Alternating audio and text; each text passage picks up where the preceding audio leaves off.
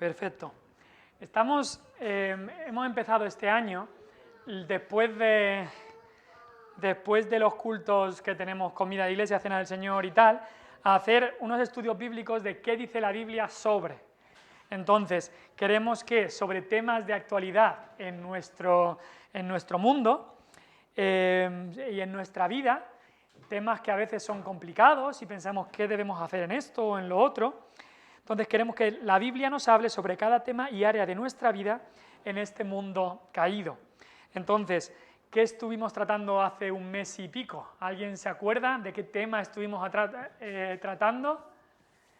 La ideología de género. Entonces, lo que hicimos es ver lo que es la ideología de género, que es algo bastante nuevo en nuestro mundo, y ver qué dice la Biblia en cuanto a eso. Entonces, tratamos eso. Hoy queremos tratar un tema en cuanto a la crianza de los hijos. Muchos de nosotros tenemos hijos, más mayores, más pequeños.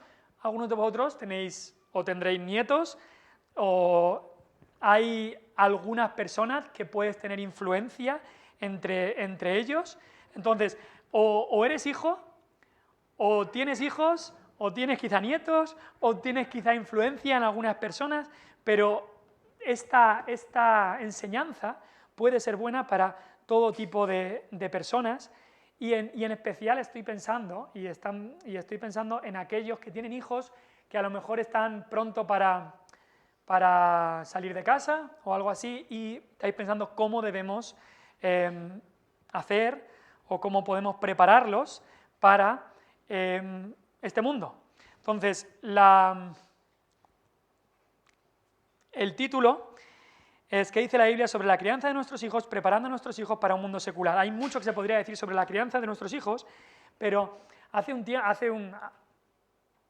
ayer o anteayer, vi un vídeo sobre un hombre que hablaba sobre cómo preparar a nuestros hijos para un mundo secular. El mundo que vemos aquí, el mundo que tenemos a nuestro alrededor, no ama la palabra, no ama a Dios, y Dios a los padres nos da un tiempo que podemos criar a nuestros hijos, un tiempo que podemos preparar a nuestros hijos. Entonces es importante cómo los preparamos para el día en que, como se dice, pues vuelen del nido y ya no estén con nosotros. Entonces vamos a ver algunos principios bíblicos y luego algunos consejos que en la ponencia o en la predicación o en la conferencia de este pastor que escuché, creo que fueron bastante buenos, o de este conferenciante.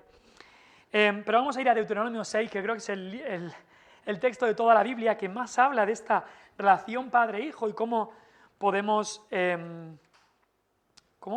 utilizar la crianza de los hijos para guiarles más y más hacia Dios. Entonces, si alguien puede leer Deuteronomio 6 del 1 al 2. José Luis, te veo ahí con la Biblia abierta. Estos pues son los mandamientos, estatutos y decretos que Jehová vuestro Dios mandó que os enseñase, para que los pongáis por obra en la tierra a la cual pasáis vosotros para tomarla, para que temas a Jehová tu Dios, guardando todos sus estatutos y sus mandamientos, que yo te mando, tú, tu hijo y el hijo de tu hijo, todos los días de tu vida, para que tus días sean prósperos. Muy bien, ahí ya al principio de este capítulo ya habla de que lo que quiere Dios para nosotros no es solamente pensando en ti mismo, sino está pensando en ti, en tu hijo y en el hijo de tu hijo. El Señor quiere que cada persona pues podamos extender esa fe y ese temer a nuestro Dios, que sea por generaciones. Ahora, Deuteronomio, ¿en qué posición ocupa en la Biblia? El quinto libro, muy bien. ¿Alguien sabe lo que significa Deuteronomio? No. Deutero significa segundo y nomio sí que significa ley. Entonces, Deuteronomio significa segunda ley o repetición de la ley. Entonces, lo que Dios estaba haciendo aquí es que el pueblo estaba a puntísimo de entrar a la tierra prometida. Y antes de entrar a la tierra prometida, Dios le dice, esperar un segundo, y os voy a dar otra vez, algunas leyes las amplía y otras leyes las da otra vez, simplemente otra vez la ley. Eso es Deuteronomio. Y nada más están a punto de entrar en la tierra prometida después de los 40 años que habían pasado en el desierto, Dios habla este capítulo tan importante del 6 y dice, guardando todos sus estatutos y sus mandamientos que yo te mando, tú, tu hijo y el hijo de tu hijo. El plan de Dios para nuestra vida no es simplemente para nuestros 70, 80 años, es para que dejemos una buena herencia, un buen legado para la próxima generación. Y no solamente para la próxima, sino para la próxima de la próxima. Por eso alguien dijo, no sabes que has criado bien a tus hijos hasta que veas a tus nietos andando en la verdad. Porque tenemos que enseñar a nuestros hijos para que sepan enseñar a sus hijos. Eso es lo que, como Dios quiere obrar en su pueblo. Siguiente texto que vamos a leer en el mismo capítulo. Este es crucial. Deuteronomio 6, 5 al 9. Sebi, ya que estás ahí con la Biblia abierta. Y amarás a Jehová tu Dios de todo tu corazón y de toda tu alma, con todas tus fuerzas. Y estas palabras que yo te mando hoy estarán sobre tu corazón, y las repetirás a tu hijo, y hablarás de ellas estando en tu casa, y andando por el camino, y al acostarte, y cuando te levantes. Y las atarás como una señal en tu mano, y estarán como frontales de tu ojo, y las escribirás en los postes de tu casa y en tu puerta. Cuando Jehová tu Dios te haya introducido en la tierra, que juró, hecho hasta el 10. Hasta el 9, pero gracias, perfecto. A lo mejor he dicho hasta el 10, me he equivocado, no lo sé. Pero perfecto. Está hablando, esta es una parte muy importante de la Biblia, cuando dice el más grande mandamiento, amarás al Señor tu Dios de todo tu corazón. Y es muy importante que justo después de decir eso, dice, y estas palabras las repetirás a tus hijos. Una parte de si de verdad amamos al Señor de todo nuestro corazón, es transmitirlo a nuestros hijos. Las repetirás. Como padre muchas veces repetimos cosas. Te he dicho qué tal, te he dicho 5 veces, te he dicho 15 veces qué tal. Pero pocas veces, a veces repetimos lo que más nos dice la Biblia que repitamos, que es la ley del Señor, lo que Dios nos manda. Y no solamente dice repetir, dice hablarás de ellas estando en casa. Nos manda Dios a los padres, a los abuelos también, que hablemos de estas cosas estando en nuestra casa. Cuando estemos en nuestra casa, con nuestra esposa, con nuestros hijos, con nuestros nietos, con los que haya en nuestra casa, que hablemos de esto, que sea un tema en la casa. Incluso dice, y andando por el camino. Ahora quizás no andamos, ahora vamos en el coche, pero también es una manera. Y al acostarte y cuando te levantes, es decir, antes de dormir y por la mañana, que sea algo, el hablar de las cosas de Dios, el hablar de la palabra, que sea algo natural en nuestra casa y muy importantemente en la crianza de nuestros hijos. Y no solamente ahí, versículo 20. Loles, ¿lo tienes ahí, por favor? Versículo 20. Otra vez habla de la relación de padre e hijo en este contexto de este capítulo tan importante. Capítulo 5 de Deuteronomio se ha dado la ley y el capítulo 6 se da el gran mandamiento y se nombra otra vez esta relación padres-hijos. Versículo 20. Mañana cuando te preguntaré tu hijo diciendo, ¿qué significan los testimonios y estatutos y decretos que Jehová, nuestro Dios, mandó? Entonces dirá a tu hijo, nosotros éramos siervos de Faraón en Egipto, y Jehová nos sacó de Egipto con mano poderosa. Jehová hizo señales y milagros grandes y terribles en Egipto, sobre Faraón y sobre toda su casa, delante de nuestros ojos, y nos sacó de allá, para traernos y darnos la tierra que juró a nuestros padres. Y nos mandó Jehová que cumplamos todos estos estatutos, y que temamos a Jehová nuestro Dios, para que nos vaya bien todos los días, y para que nos conserve la vida, como hasta hoy.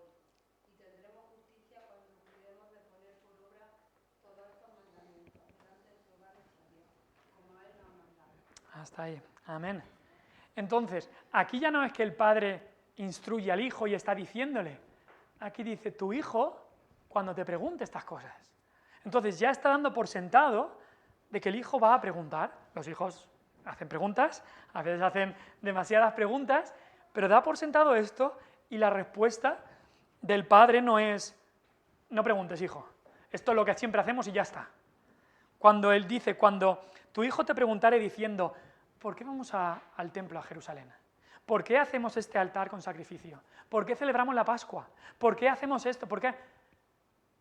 La respuesta debía de ser de un padre que conocía la palabra de Dios y un padre que explicaba todo el testimonio de lo que habían pasado en Egipto, de cómo nos había rescatado, de las leyes que Dios le había dado para que tengan justicia, para que guardemos sus mandamientos, para que Dios nos conserve la vida, de los grandes milagros que Dios había dicho. El padre no rehuía estas preguntas, sino que quería que el hijo preguntara y le explicaba estas cosas. Y había conversación en cuanto a eso. Entonces, ahora, antes de empezar con estos consejos y estos consejos prácticos en cuanto a preparar a nuestros hijos, lo más importante en la crianza de nuestros hijos es que les expongamos directamente al Evangelio. Al Evangelio. ¿Qué es el Evangelio? El Evangelio es lo que Cristo vino a hacer. Que tu hijo sepa que es pecador, que tu hijo sepa que su pecado le condena, que tu hijo sepa que necesita a Cristo como Salvador y necesita arrepentirse y confiar en la obra de Cristo. Eso es lo más importante que debemos transmitir a nuestros hijos y a partir de ahí todo cobra sentido. Y eso es algo que a veces nos cuesta, porque pensamos que el mayor objetivo de la crianza de los hijos es pues, que mis hijos tengan buenos modales, que mis hijos tengan una buena carrera, que mis hijos sean educados, que mis hijos sean trabajadores. Y no es que estas cosas estén mal, pero al final ese no es el mayor objetivo de nuestra vida como padres cristianos. Por supuesto que vamos a querer eso, pero lo que más queremos es exponerles al Evangelio, llevarles a aquel que les puede cambiar por completo. No es simplemente que queremos criar hijos educados en este mundo. Queremos criar hijos que vayan a Cristo para encontrar el perdón de sus pecados. No podemos cambiar el corazón de nuestro hijo, solo Dios puede, y debemos de desear siempre exponer diariamente a nuestro hijo al Evangelio. Ahora, cuando muchas veces si nosotros nos creemos superiores, si nosotros nos creemos, entonces va a haber un problema. Pero cuando les ponemos directamente al Evangelio a través de enseñanza y a través de ejemplo, eso va a hacer un cambio. Ahora, algunos consejos en cuanto a la crianza de los hijos que por supuesto deberíamos todos los padres cristianos tener en cuenta. Debemos darnos cuenta de que la crianza de los hijos la crianza de unos hijos piadosos, de unos hijos que un día conocen al Señor y viven vidas piadosas, debe ser intencional. ¿A qué me refiero? A que no sale solo. No sale solo, debes pensar cómo lo vas a hacer. Debe ser intencional en la manera en que crían a sus hijos. No ocurre sola la crianza bíblica de los hijos. Hay algunas cosas ahí, por supuesto, que deberíamos tener en cuenta. Busca una iglesia de sana doctrina, donde congregaros como familia. Eso es algo que tenemos que tener en cuenta. Muchas veces hay familias cristianas, cuando se van a mudar a algún sitio, una de las cosas que tienen que estar pensando es, voy a mudarme a un lugar en que haya una iglesia sana que pueda llevar a mi familia allí. Porque a lo mejor tienes un trabajo que te pagan mucho más, pero si vas a estar fuera del contexto de una iglesia local donde puedes ser exhortado y adorar a Dios junto y tus hijos criarse ahí, pues va a ser un problema. Entonces, una iglesia de sana doctrina donde congregarse como familia, también, y eso es algo que si no has escuchado nunca de esto, pues te recomiendo que escuches una predicación que prediqué en el campamento del año pasado. Debemos, como familia, y más que nada los padres de familia, establecer un culto familiar en el que leamos la palabra, oremos y alabemos a Dios juntos.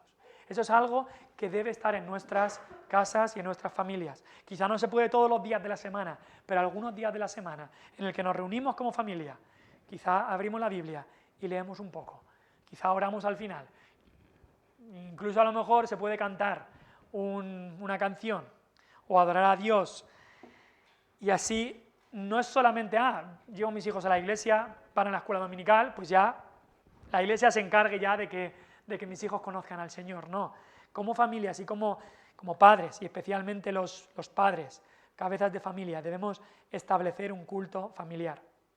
Y luego, por supuesto, porque tú puedes llevar a tus hijos a la iglesia, tú puedes establecer un culto familiar, pero si tu vida es un desastre. Si en tu vida no estás siguiendo el ejemplo de Cristo, de una manera práctica, de una manera humilde, si tú sí, cada noche en casa lees la Biblia y los llevas a la iglesia sin parar, pero luego tu vida es una vida de pecado, es una vida de mentiras, es una vida de orgullo, nunca puedes pedir perdón por nada, te peleas con todo el mundo, pues todo lo que estás haciendo lo estás autodestruyendo con tu vida.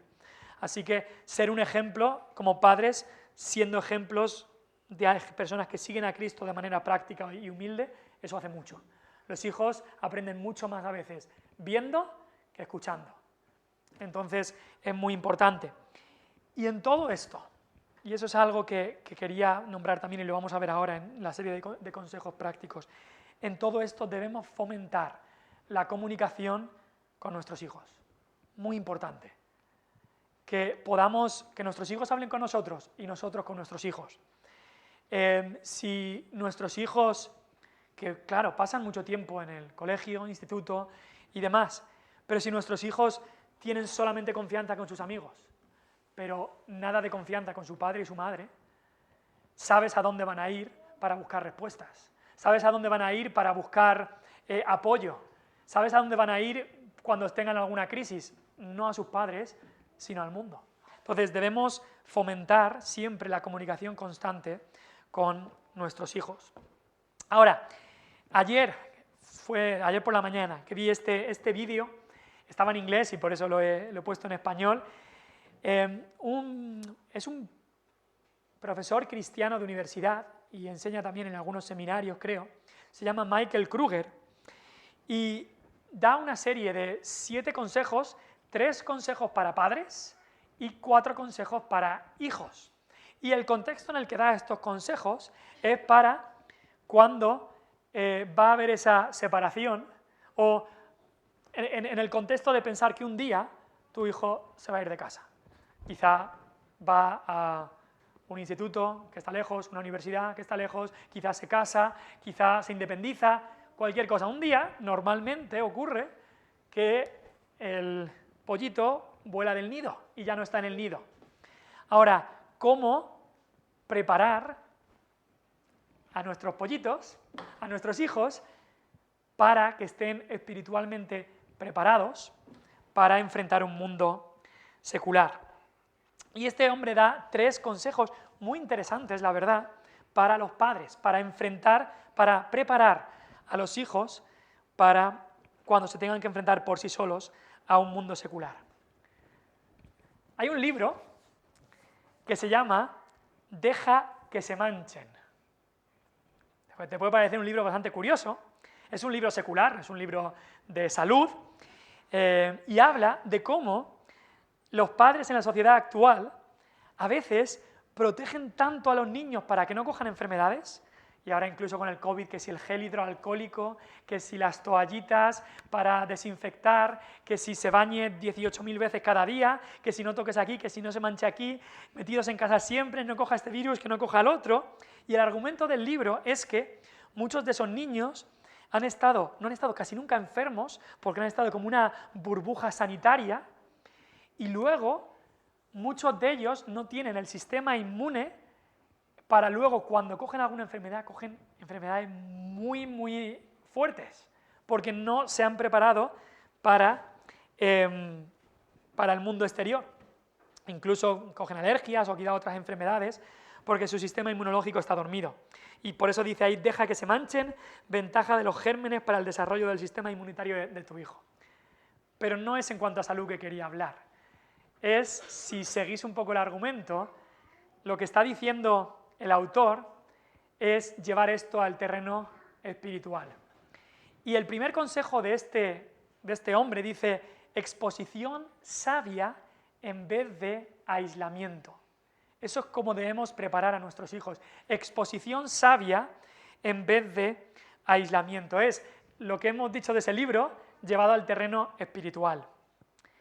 Muchos padres intentan que sus hijos ni oigan, ni vean, ni se expongan nunca a prácticamente nada que vaya en contra de la Biblia.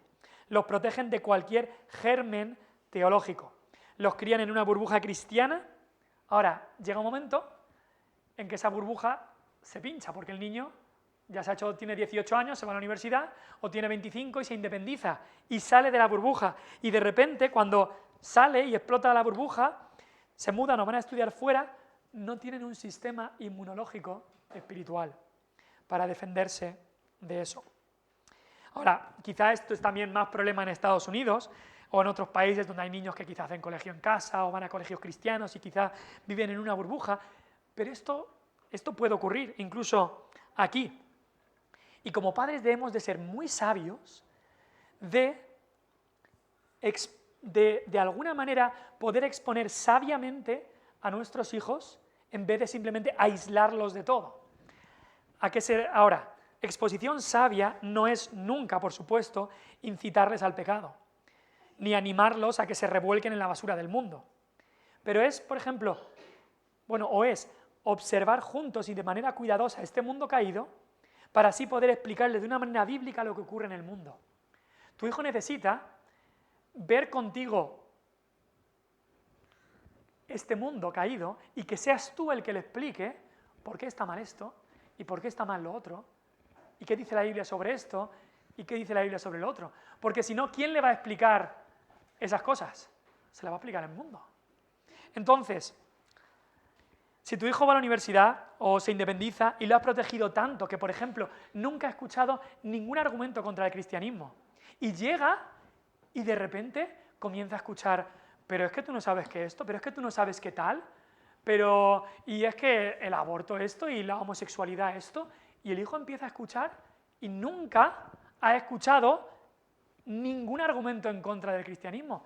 Su sistema inmunológico está dormido, porque nunca se ha expuesto a nada más. Y hay casos, y el caso de este hombre que estaba aquí, él dice que llegó a la universidad y no estaba preparado y comenzó a decir, es que a mí nunca me habían dicho eso, yo nunca había oído estas cosas. Ahora, lo mejor es que lo hayan tratado contigo delante. ¿Quieres hablar con tu hijo de todas estas cosas? Un ejemplo para ver un poco en cuanto a esto. Una madre y su hija están viendo un programa de cocina, de los que tan comunes son ahora en la televisión. Y sale en el programa de cocina un hombre transgénero, que ahora dice que es mujer. ¿Qué hacemos? ¿Lo apagamos? ¿Ya está? Estoy con mi hija de 7 años, que no vea ahí un hombre haciéndose que es mujer, un travesti de estos. ¿Lo apago y ya está? O quizás es una oportunidad para que explicarle a mi hija, yo explicarle con la palabra de Dios por qué esto está mal y cuán confundida está esta persona y por qué la Biblia dice que Dios creó varón y hembra los creó. Es una oportunidad para eso. Ahora, por eso digo, debemos de ser muy sabios. Una cosa es exposición sabia, otra cosa es incitar a tu hijo a que se revuelque en la basura del mundo, ¿no? Eso no es lo que dice el libro que, llevado al tema de la salud, de deja que se manchen. Y lo que tenemos que saber es que si totalmente aislamos a nuestros hijos y nuestros hijos no saben ningún argumento en cuanto al cristianismo, no van a poder defenderlos un día cuando venga. Ahora, cuando hablo de estos ejemplos, por supuesto, exposición sabia no es decir, bueno, vamos a exponernos a todo el mal que hay, vamos a ver una película y si sale una escena mala, la vemos juntos. No, eso es pecado.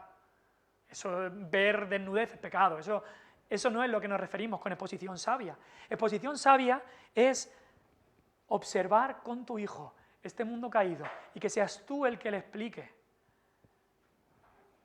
las cosas como la Biblia las enseña y cómo la Biblia explica y cómo la Biblia habla de un tema o habla del otro, que seas tú el que tu hijo haga este camino contigo y no que lo haga este camino de exponerse con personas que no le van a guiar por los caminos de la Escritura.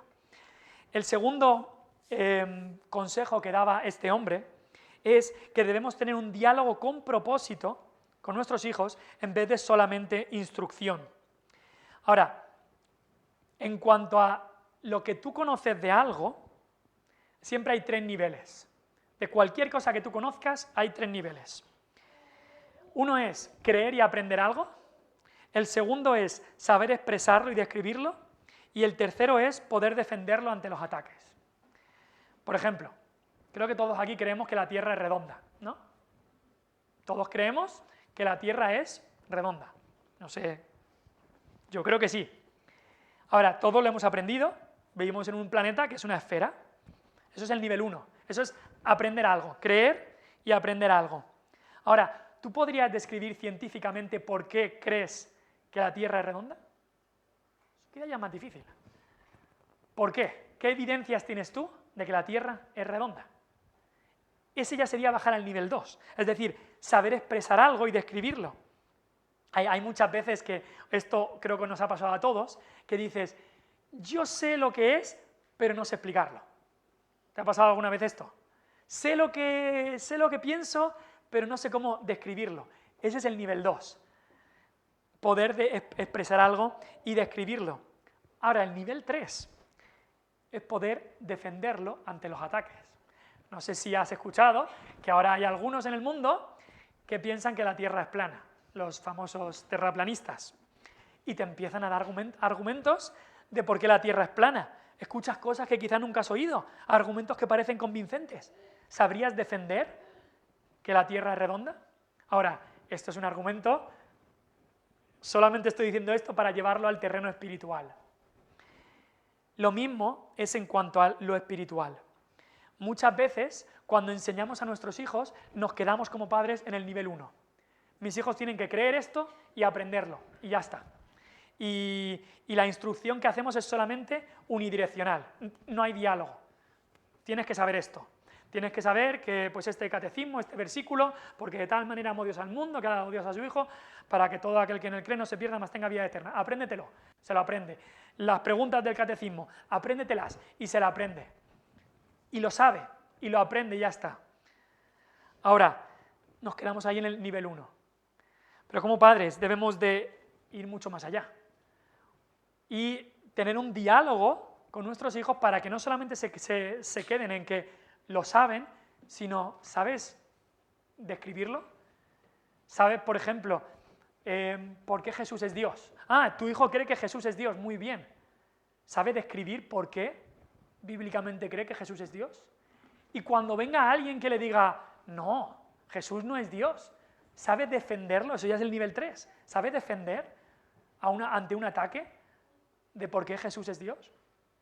Entonces, eso es lo que como padres tenemos que buscar en nuestros hijos, no simplemente quedarnos en cuanto a que crean y aprendan esto, sino ir al nivel 2, que sepan describirlo, que sepan expresarlo, incluso ir al nivel 3, que estén preparados para defenderlo cuando alguien le ataque. Este profesor que había aquí, estaba contando que en su casa tenían una vez al mes, una vez cada cuánto, tenían unas cenas de ateos. Y dice, ¿cómo? El padre hacía el papel de un ateo y comenzaba a hacerle preguntas y a traer los argumentos que un ateo haría. A ver si los niños estaban preparados, los hijos preparados para responder a esos ataques. Tenéis que saber, padres, que vuestros hijos van a recibir ataques. Le van a decir, hombre, el aborto está bien. Si es que no sabes que no es un ser humano. Van a decir el homosexualismo, si hay amor, no pasa nada. No pasa nada. Y la Biblia, ¿tú no sabes que la Biblia esto está corrompido? Es que eso fueron unos hombres que eso fue en el concilio de tal, que dijeron, ponemos estos libros y ya está. Una cosa es saberlo, otra cosa es saber expresarlo y describirlo, pero debemos de estudiar la palabra, debemos de buscar las respuestas para poder defenderlo ante los ataques y preparar a nuestros hijos para que puedan defenderlo ante los ataques que van a venir. Nuestro objetivo es que nuestros hijos, como dice 1 de Pedro 3:15, estén siempre preparados para presentar defensa con mansedumbre y reverencia ante todo el que demande razón de la esperanza que hay en vosotros. Debemos ir más allá que simplemente instruir de manera unidireccional. Debemos dialogar con ellos. Eso pasa muchas veces. Yo me doy cuenta a veces con mis hijos o incluso en la reunión de jóvenes que si simplemente hablo y hablo y hablo y no hay diálogo con los jóvenes, es fácil que se les pase. Cuando hay diálogo con los jóvenes y con los niños, se les queda mucho más. Y eso es lo que debemos hacer también con nuestros hijos. De una manera pensada e informada, hablar, dialogar con ellos para que puedan aprender, luego aprender a expresarlo y luego aprender a defenderlo, lo que creen. Tercer punto, y este es corto, también para los padres. Debemos de permitir e incluso alentar las preguntas, incluso las dudas, en vez de aplastarlas a la primera. Avergonzar a tus hijos por las dudas que puedan tener o por preguntas en cuanto a la fe no les va a ayudar para enfrentar este mundo. Cuando tu hijo viene con alguna pregunta de, papá, ¿por qué en el Antiguo Testamento se habla tanto de esto o de esto? Es que el Dios del Antiguo Testamento no es igual que el del Nuevo. ¿O es que Jesús, por qué Jesús dijo esto? ¿Es que Jesús no es Dios o algo así? Cuando tu hijo viene con cualquier pregunta y de repente tú aplastas esa duda y esa pregunta como no se te ocurra volver a preguntar eso. Por supuesto que Jesús es Dios. Ya está, vámonos. Si tú contestas así, tu hijo va a decir, aquí no es el sitio para hacer preguntas. Aquí no puedo hacer preguntas porque a la mínima, es como un mosquito, a la mínima, fuera mosquito. Pero si tú permites esas preguntas y creas un ambiente que invite a las preguntas difíciles, eso va a hacer que tu hijo pueda contigo buscar las respuestas a esas preguntas y va a hacer que tu hijo busque las respuestas a sus preguntas donde las tiene que buscar.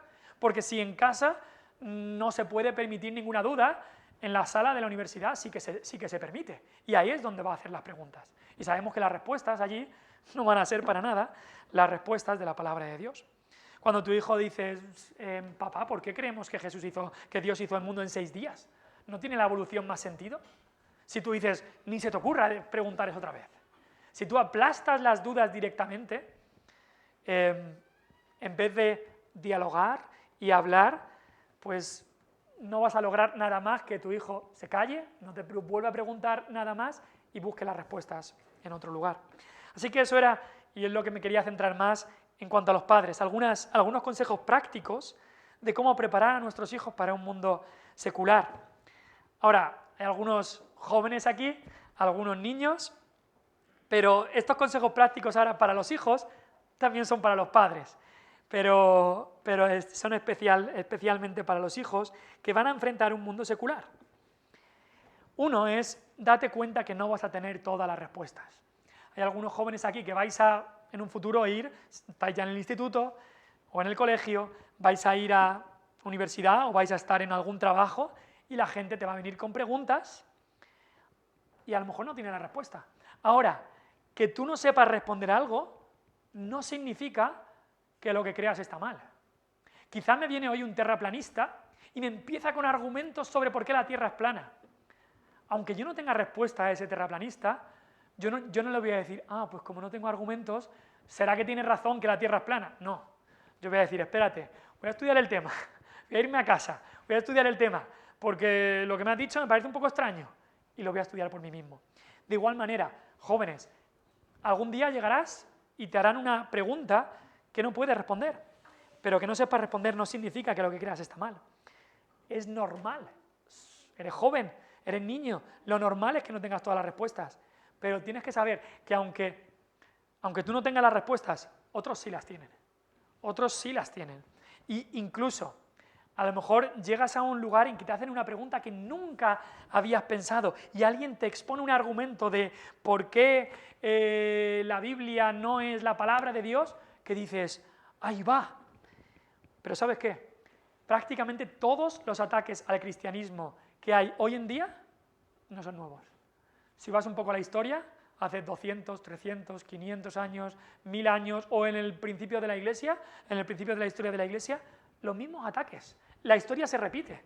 Vemos, por ejemplo, los testigos de Jehová, que creen que Jesús es un Dios de segunda categoría, que Jesús no es Dios 100%.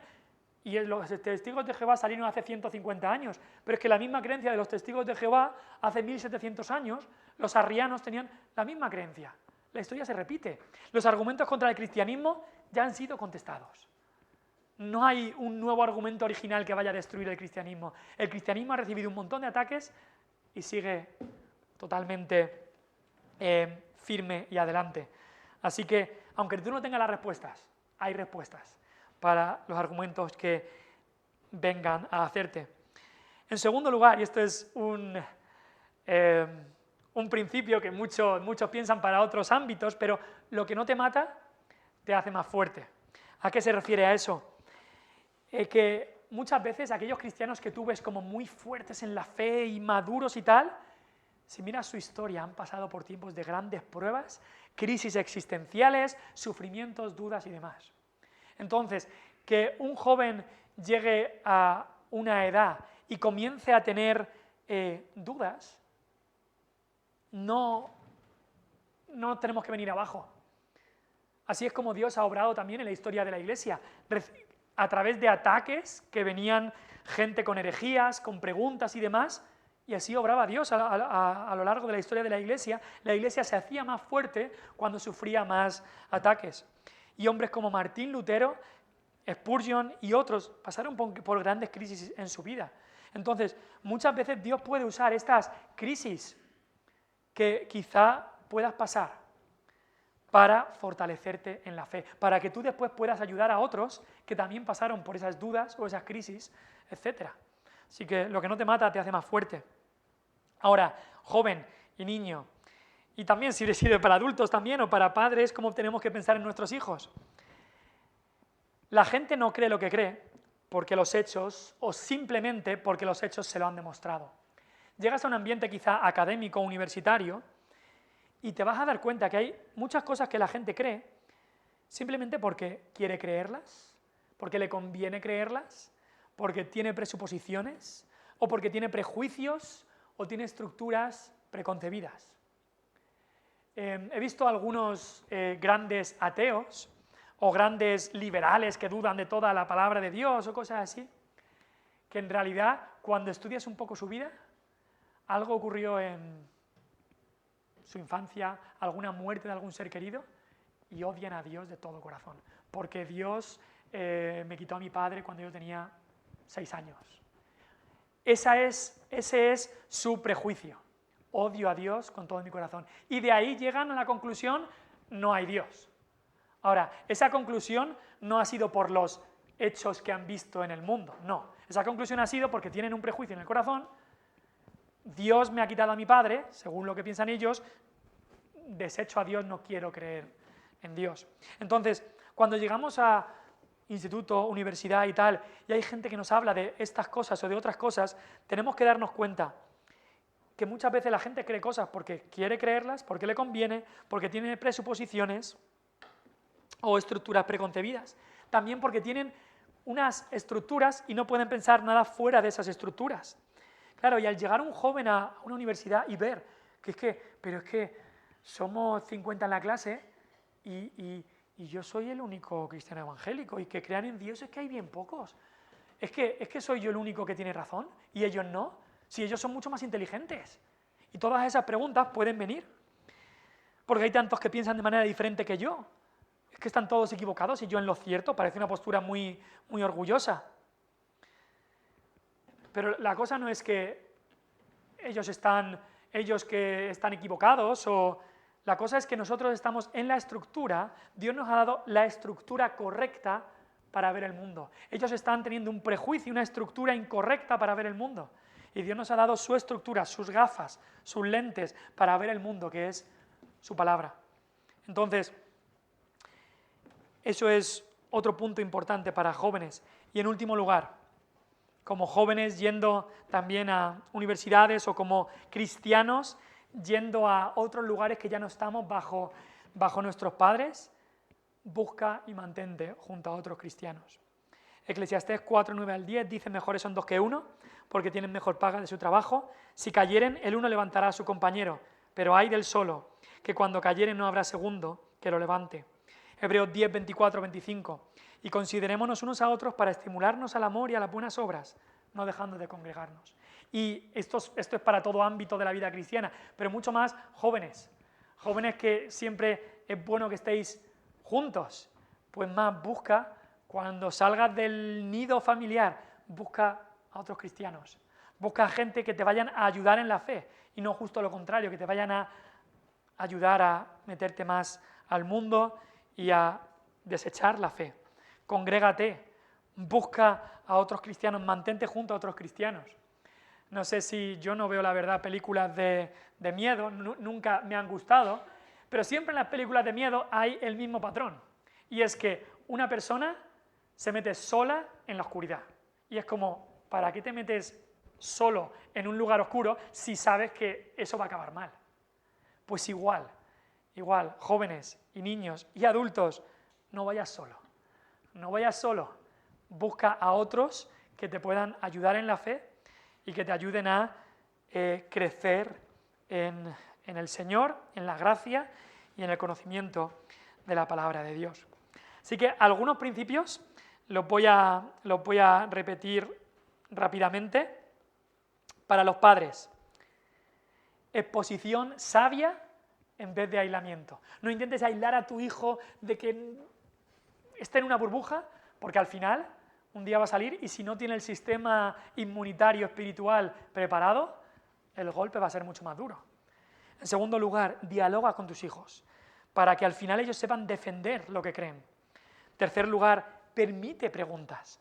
Genera ese ambiente de confianza, en vez de simplemente cuando haya cualquier duda, fuera dudas, porque entonces las preguntas las harán en el mundo. Y para jóvenes, date cuenta que no vas a tener todas las respuestas. Lo que no te mata te hace más fuerte. Puede ser que Dios traiga crisis en tu vida para hacerte más fuerte y que tú puedas ayudar a otros. Tercer lugar, la gente no cree lo que cree porque los hechos se lo han demostrado. No, tienen prejuicios. Hay muchos prejuicios en su corazón, en su mente, en su vida. Entonces, Dios nos ha dado el privilegio de tener la estructura correcta para ver el mundo, que es a través de la palabra de Dios, quien ha creado el mundo. Y en cuarto lugar, mantente junto a otros cristianos. Y acabamos aquí. ¿Alguna pregunta o comentario? ¿Alguna pregunta que alguien quiera hacer? Y si no, pues podéis hacerlas después o lo que sea, vamos a orar y ya acabamos. Padre Celestial, gracias te damos por tu palabra. Te pido, Padre, que cada padre que hay aquí, cada madre, cada incluso abuelo o abuela, Señor, podamos criar a nuestros hijos en el temor de Dios, pero criarlos de una manera que podamos dialogar con ellos, hablar con ellos, instruirles de una manera en la que ellos puedan estar fuertes en la fe. Señor, siempre teniendo el Evangelio como centro y núcleo de todo. Padre, ayúdanos a exponerlos sabiamente, enseñándoles lo que dice tu palabra en cuanto a diferentes cosas en este mundo. Padre, ayúdanos a instruirlos para que sepan defender la fe. Ayúdanos, Señor, a poder ser fieles en cada cosa que hagamos. Y, Señor, ayuda a los jóvenes. Pronto algunos de ellos saldrán de casa. Llegará un momento en que todos estén fuera de casa, Señor. Y yo te ruego que tú los ayudes, los guíes y, Señor, los fortalezcas en ti. Y, Señor, si aún no te conocen, sálvalos por tu gracia. Lo pedimos todo en tu nombre, en el nombre de Cristo. Amén. Muy bien. Si alguno quiere luego hacer alguna pregunta, estáis más que invitados.